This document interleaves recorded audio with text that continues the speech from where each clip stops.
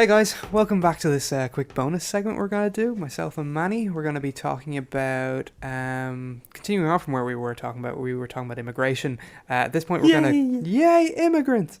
At this point we're going to talk about kind of some interesting immigration reforms, kind of how different countries deal with immigration, and some of our own thoughts and what practices we would do if we were king for the day and we could institute our own kind of immigration policies on magic country. This is a question I ask me every morning. What if I were king? That's a scary thought. Manny should never ever be king. It actually is. Yeah. So cheers. Anyways, Manny. yeah, we're getting increasingly classically drunk. Roll credits. Tom. So I'll let you start. Yeah. So Aaron, you told me you're a fan of Canada. Canada. Sorry, eh? Hey. That was bad, was it? Yeah, Canada actually has a really interesting system. So what they do is they classify immigrants based on a points-based system. I think it's you answer out you're basically interviewed, and there's kind of a certain number of criteria you have to meet before you get into the country. So you're given like, if you speak French or English, you get a certain amount of points based on your proficiency. If you have a job offer, you get a shit ton of points.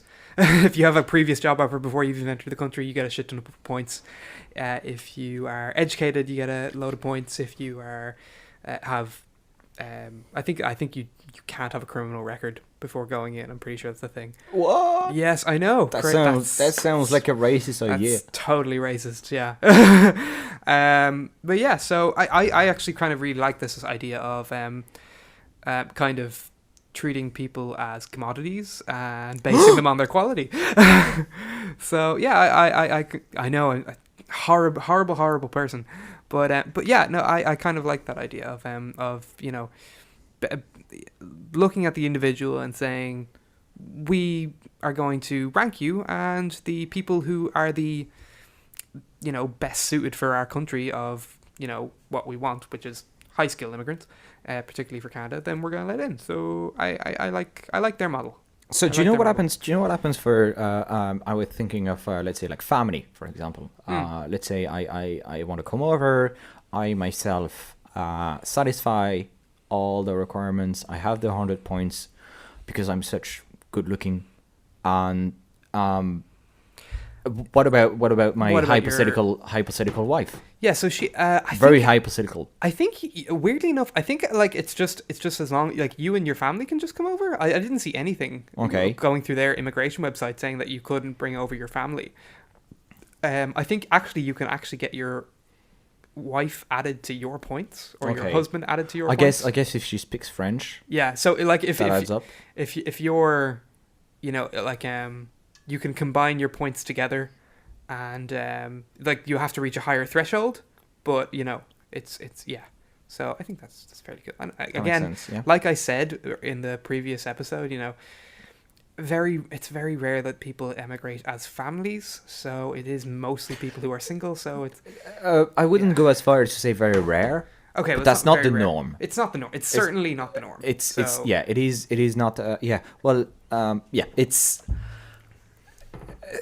just for practical reasons. I think that everybody who's listening who has children, just try to put yourself in a situation of like, hey, we're gonna move to a different country that does not even, well, for Irish people does speak the language, but that's not even a given for everybody. But it's almost as much of a military operation to bring your family out for a day out at McDonald's and the cinema, like let alone moving country. Yes. Most people don't want to deal with that when they have families. Oh, absolutely not. No, not at all. It's I'm speaking from experience. Myself, I'm enjoying my freedom of movement as long as it lasts, and. Well, that's something very interesting about Ireland. So Ireland, actually, we have like almost two immigration systems in a way, because we have the one immigration system, which is basically our open borders policy with the EU. Not strictly open borders in the Schengen area. We're not part of that, but we are still within the EU. So anyone who has EU citizenship can legally come here, travel, work, whatever. I can speak from speak from experience there. That's how it works. So, but at the same time, then we also have our own international, well, not international, I'm going to call it the not EU immigration system. So anyone who's a non-EU citizen can still apply to come here, but they go through a different system. I'm actually not aware of what that system is, to be honest. So, but yeah, but so if I was going I was going through a system where I could choose what the non-EU route would be, I would probably go with some kind of points-based system like Canada or Australia does. I cannot really speak from experience because as a EU citizen, I just had to basically show my papers and prove that I was working and living here. Mm-hmm. That's about as much that was required of me. I have Indian colleagues, so India is not part of Schengen or anything of that sort. Obviously, it seems that for them bringing home their I was being a bit sexist and saying their wives. What's the partners? Partners, isn't there spouses? Spouse, the word. Is another one. Yeah, spouse. The word I was looking for did not seem to be very complicated in legal terms. Mm-hmm. The different concerns I could hear about were mostly practical, trying to move your family from India. But I think India is weird as well because they don't let you bring a lot of money out. I know they limit the amount of money you can take out of the country, which is weird. Yeah. Yeah. So I wouldn't know about that. But in fairness, though, my experience is probably very skewed. IT is a specific sector that's from the get-go highly skilled in the first place. So they probably get some kind of a fast track process here as well. We have to do some digging, yeah. Mm-hmm. But anyways, no, that's interesting. I mean, so you probably guessed already what my objection would be. Let the market sort it out. Well, just there's a no, but you have that's true. Open borders, but no. Well, the fact that it does involve quite a bit of bureaucracy. Who decides what the points are? So who decides? Yeah, how many points is a master's degree worth versus a doctorate versus a degree? What kind? Yeah. Because a master's degree in gender studies is definitely not the equivalent of a master's degree in IT. True. Yeah. So you have to weight that, and so yeah, ideally I would love a more. I know it's swear words, so I'm putting scare quotes. Open borders. Well, I love the current system where we have in Europe. I think it's working okay with the open, like the Schengen agreement, and where you're just able to come and work here. I think that's fairly okay. But I think the issue with that is a lot of people find is that they feel that like they don't have control of their own borders that way, and then they have to kind of kowtow to whatever anyone else. So this is the most, like if I wanted to get into Europe, I'd just go through the most lax borders, whatever they are, or the most lax immigration system. So quick segue on that question. I mean, America does not have internal borders. Yeah. And nobody's complaining about this because America is it's a federal. It's a lot more federated. It's a federation than the EU, of 50 states. Yeah. But that's a legitimate question, because if we want Europe to be a single country, that's what it's going to mean. Eventually be, yeah. It's going to eventually say, well, we are a single legal entity, so movement inside that economic and monetary and legal entity is going to be free, just like America. So you can have that approach, or you can say we go back to sovereign nations. But it's kind of like pick one. Yeah. Obviously. That's the thing. We're in this kind of weird limbo area at the moment. Which is neither. Yeah, it's neither. And we have... It's quick linguistic segue. A wonderful saying in French. You have your ass stuck between two chairs. Which I think really describes what's happening in Europe right now. Yeah. Because a lot of people are kind of getting angry at the moment, over certain countries, like letting in loads of Germany immigrants. Yeah, loads of migrants. I don't know, refugees, whatever we call them. But it's weird. I don't know what we call them. Because here's the thing: they're not legally allowed to enter. But what Germany says, Germany is not saying we'll let you get in.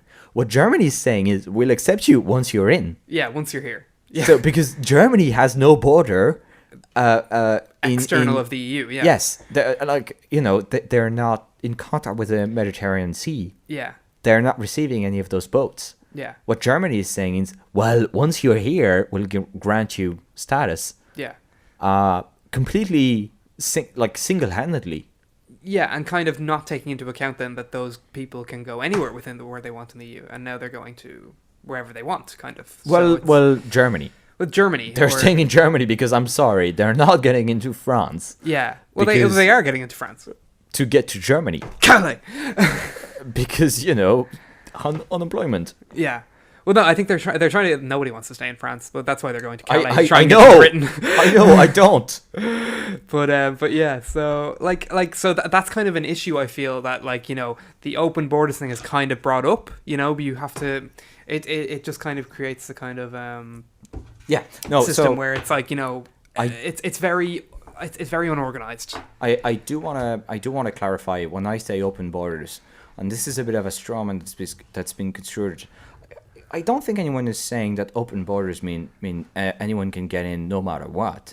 I mean open borders as in the sense of I mean free trade. When I say free trade, I don't mean you can import things that would be otherwise illegal. Mm-hmm. So when I say open borders, and again, ideally, I mean anyone applying the same kind of standard as in basic standard of if you have a criminal record, if you're a known terrorist, if you have a transmittable disease, I don't think that's in contradiction with open borders. Okay, well, we just apply, just follow the law, and if you don't follow it, get the fuck out. Anyway, so that's in a kind of an ideal world, and I understand people are not necessarily as radical as I am on that aspect.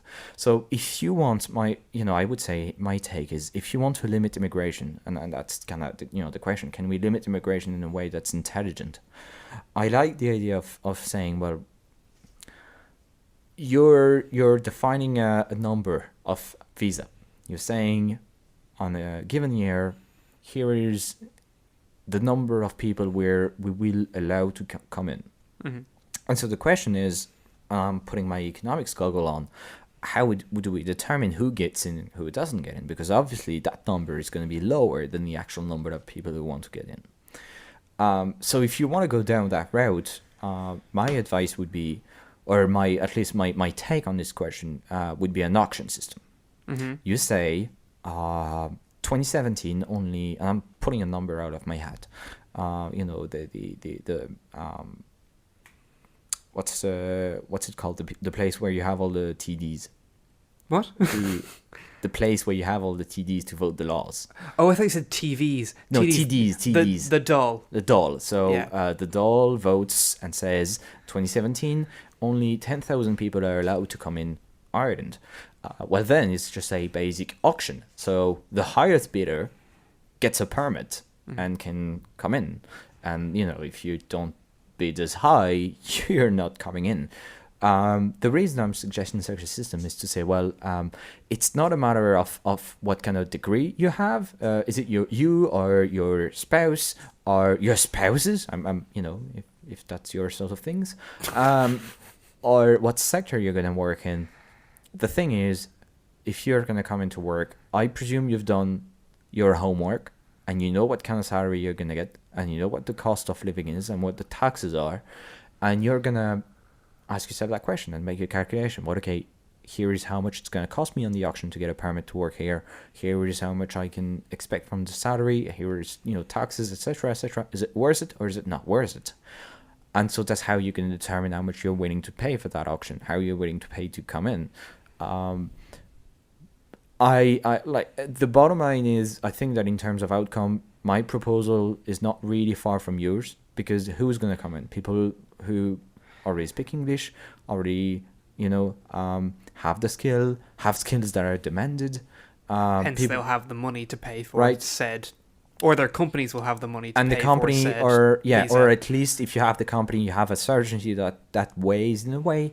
So I don't think that you and I would differ much in outcome. I can see where you're coming from. Yeah, it makes the only difference between me and you is that you're taking money as a proxy for skill. So I'm Well, yeah. So I'm Yeah. using. So the difference is you're not necessarily having people pay, or if they pay anything, just like like some kind of red tape fee, whatever that is. I do think that because, as I said, my opposition to your idea would be more on the ground of it creates a massive bureaucracy, and I'm not necessarily comfortable with that idea. I prefer kind of letting the market through and say, well, okay, offer and demand is going to provide signals, and you will react to those signals, and the approach would be economical. It's like, well, okay, if you can't make a living here, you're not even going to try, because the all the cost of living, the salary plus the extra auction to go through will make it not interesting for you. Yeah. And then what would you say for the example of if we needed, let's say, for example, I don't know why, let's say we needed a lot of low-skill immigrants for some reason. Let's say there was a demand for low-skill immigrants. We just needed lots of... Well, it came to a point back in the Celtic Tiger, that was when Ireland was having a nice big economic boom in the 2000s.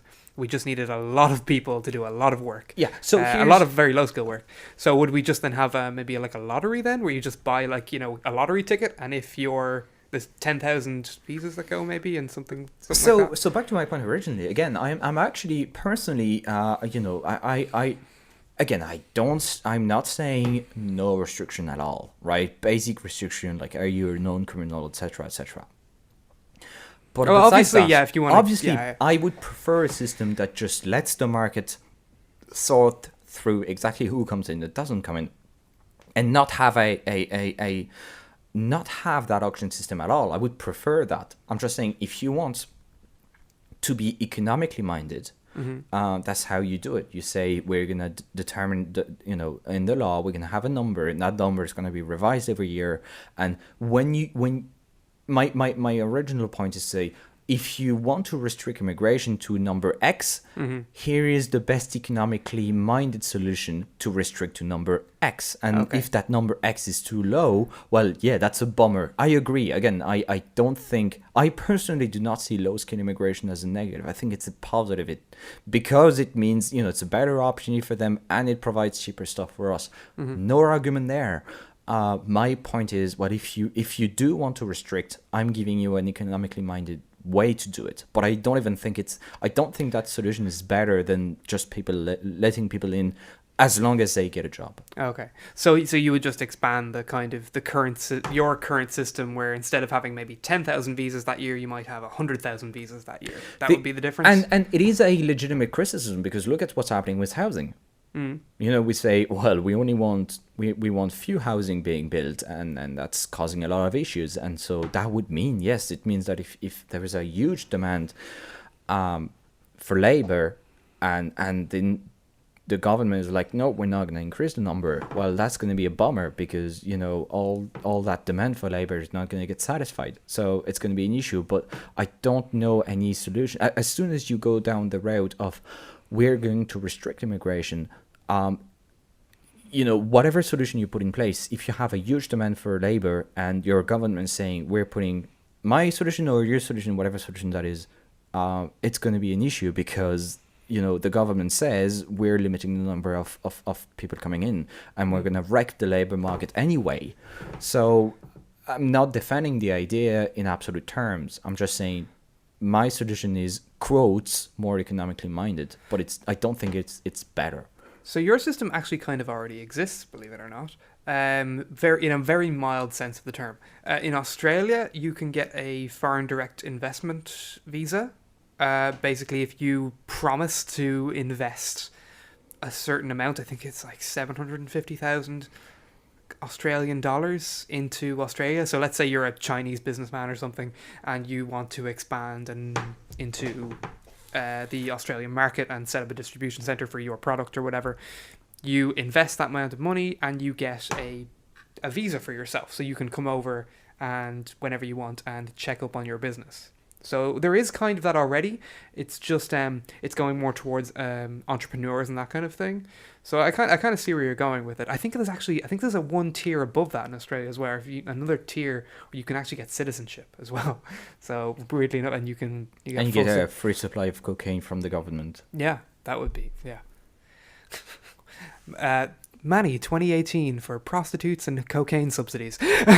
Don't call them prostitutes. That's demeaning. What do you call them? Sex workers. That seems more demeaning. Does it? Escorts. Escorts. Escorts. There we go. Yes. They're- More escorts. Yeah. Actually, no. Escorts are way more expensive than prostitutes. That's just naming. That's marketing for you. Yeah. No, it is marketing. But like, you know, when you call, you don't. Yeah. Anyway, that's a topic for another day. We'll talk about legalizing prostitution and drugs another day, I think. Right. Well, we'll wrap up in that case, guys. Thanks for listening. Actually, guys and girls, we're not going to be sexist. Guys and girls, thanks for listening. Peeps. I've been Aaron. And I've been Emmanuel. Okay. Please like, share, and leave us a comment if you have any questions or you just want to, leave hate speech. And we'll see you next episode. See you next episode.